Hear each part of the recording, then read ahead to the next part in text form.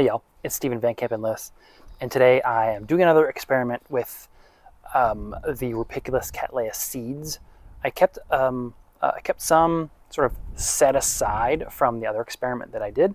If you don't remember, around Christmas time of 2024, I took a bunch of Cattleya seeds, Rupiculus Cattleya seeds of two species, and I sprinkled them on top of some what should be some inoculated sand on some rocks that I brought back from Brazil in the Rupiculus Cattleya habitat. And so that's still going along, and I'll show you at the very end of the video what that looks like. Spoiler alert, it's nothing major. It's just sort of some green sand with some algae growing across it, so I can't really see if there's protocorms, but I'll show you at the end. But today, based on a comment that someone gave me in that particular video, I'm trying something new, and it's called the cardboard sowing technique. And basically what you do, this works for terrestrial orchids in the United States, Europe. It may have been invented in Japan, or maybe just the information is coming from Japan. But basically you take a bunch of cardboard, get it wet, chew it up, add some inoculated dirt to it, and then you sow the terrestrial orchid seeds on top of that. And you know, when people think of terrestrial orchids, they're not thinking of Cattleyas, even though there's this whole group of Cattleyas that are terrestrial. We call them Rupiculus Cattleyas, Rupiculus Lelias, Rupiculus Hoffmann-Sigella, whatever your particular fancy is for that particular genus. And so maybe this will work for them. So this is my first time doing it. Normally, like I say in other videos where I'm doing experimental stuff, I prefer to talk to you about the stuff that I know about and have been doing for a long time. This is the exception, and I've never done this. And so what I'm going to do is show you the materials that I use, how I put it together, and then I'll show you, of course, in a couple of months, 3-4 months, whether or not it's successful. And if someone knows if this has been done before, please let me know. And when I say done before, I mean specifically with Cattleyas or some other, some Leyliinae. If not, maybe I'm the first person in the world to do this. That would be kind of cool. And then all of us can sort of join in this experiment together. So let me know if you know of other Cattleyas that have been sown this way. Regardless, let's take a look and see the blending process, which I'll do a voiceover because I don't want to subject y'all to the sound of a blender. And then I will show you how I sort of assembled it all, the materials that I used, and then the final product, of course, is the seeds being sprinkled on top of this sort of cardboard mixture.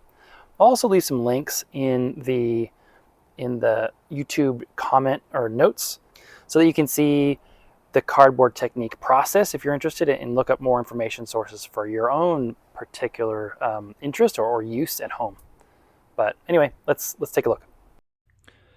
All right, so like I said, I promised you I wasn't going to subject you to the sounds of a blender, so I'm just going to do a voiceover. And what I'm doing right here is I'm clipping off a couple of roots from Cattleya bradii that I imported, or that I got from Brazil. I didn't import it, Francisco Miranda did. And I bought it in November. And so I'm taking those roots, and I'm hoping that there's the native fungus that I'm looking for to sort of occupy this, this cardboard blend that I'm about to throw in the blender here. So I also took that clear container, held a bunch of the Rupiculus Cattleyas from Brazil, and so hopefully there's fungus in there too. So I soaked the cardboard in there, and then the water that's in there I'm going to use as well. So I'm really hoping that between those two different things, the roots and the clear container, there's going to be fungal spores, or maybe some mycelium or whatever. And then when I blend it up, what's going to happen is the lignin in the from the wood in the cardboard is going to feed the fungus, and it's going to spread throughout. And then, of course, the fungus will end up going up into the seeds. And as you probably know, the seeds need a fungus to get started. So here's the blender. There's nothing particularly amazing about this or revolutionary. It's just me blending up a whole bunch of cardboard and then straining it out of actually a little aquarium fish net. And you can see that I was able to strain the cardboard up and then squeeze it out kind of like a sponge with my hand, so it was drier. All right, so we're back at the dining room table, and we are, well, all the ingredients that I need are here in front of me. So this is a strawberry container. This is what they'll be growing in. But you can see that there's holes in the bottom. So I want to make sure that this is lined and won't leak. So I've taken sort of an old bag that was used for something else, and I'm going to cut this up. I also have the media that I'm going to mix in with the cardboard, which is in here. And then I'm going to actually add some more of this sand and then replace it with this stuff down here. So this is perlite, the white stuff. The sand is mostly sand. There's a little bit of peat mixed in. That's just from an old mix that I had made. I would say there's probably 15 to 20% peat in here. And then in here, this is the sliced and chopped, and as of today, slightly moldy. Oh no, I'm sorry, that's not mold, that's sand. I added some of the sand from a plant that's growing. Excuse me, I added some of the sand that's been inoculated with my rocks from Brazil for the Rupiculus experiment that I started in Christmas, and I'll show that in a sec. I've added some of that sand here, and then I'm also going to add some of this sand, and to really get hopefully multiple sources of fungus going. So what I want to do is first I'm going to mix some more sand in here from my Rupiculus Cattleya. This is Bradii. I got this from Francisco probably in November, and it's growing nicely. You can see it's been putting out roots. So I'm scooping some of that, and of course this is the plant that I virus tested. So I know there's no viruses that are going to be spread, and then I'm just going to replace the sand that I put in here with this. So, all right, no harm, no foul. And this will settle a little bit, but this is fine. All right, so that's done. So then what I'm going to do is I'm going to mix all this together.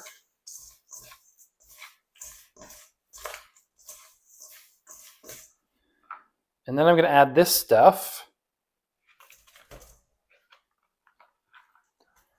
So this stuff is really slimy. Like, here, let me just wipe the sand here.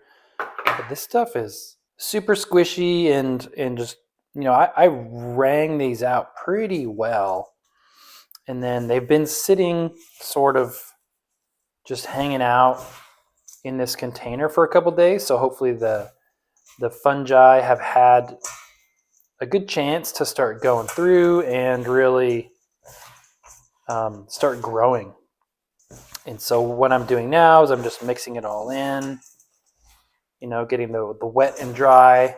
You know, if you've done baking and you've put you know, eggs and flour together, and this is kind of what it feels like, with part of it being really dry and then part of it having a lot of moisture, and then just mixing it together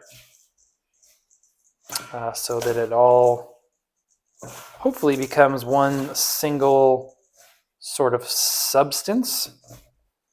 And of course, I will add more water once I get it all into its new home.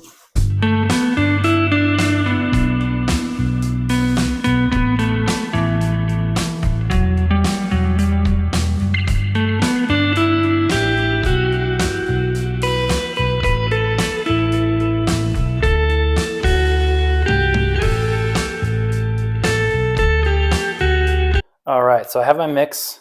It's a little drier than I want, so what I'm going to do is sprinkle the seeds, and actually, I'm going to sprinkle it now. This is the same sugar water. It's got just a little bit of sugar in it, and then lots of water, of course. And that water will hopefully kickstart the fungi in there. And then I have the actual seeds themselves here. I'll sprinkle them on top, add a label, of course, and then I'm done.